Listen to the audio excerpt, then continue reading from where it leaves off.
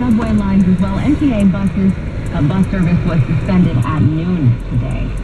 Wings News Time 3:24. The nation's capital is catching the brunt of the storm. Washington, D.C. Mayor Muriel Bowser says the city's been pummeled and it's not over yet. We have reports of up to 13 inches of snowfall in Washington, D.C., and we expect the second half of this storm through today to drop another up to 10 inches of snow. Usually busy tourist spots like the National Mall look like a ghost town.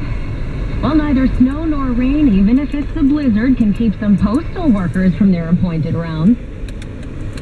Even though it took her about 3 times as long as usual for her route, there is Mimi, covered head to toe in snow, delivering the good old U.S. mail in the middle of this blizzard. 5 foot.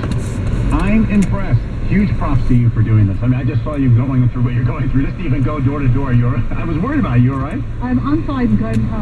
Like I said, it's good to be, show everybody that we're out here being normal. It's going to be okay. Is this one of the worst days you remember recently? This is pretty bad. I mean, this is pretty bad. I think the Halloween storm with the trees falling, that was a little scarier than this. This is an effort, right? I mean, you're climbing snowbanks and... Yeah, because the town plows so well, but we had to get over the banks to try to even get to the door. Now, initially, this area of New Jersey probably expected 6-7 inches. Instead, we had that by around 9 in the morning Saturday.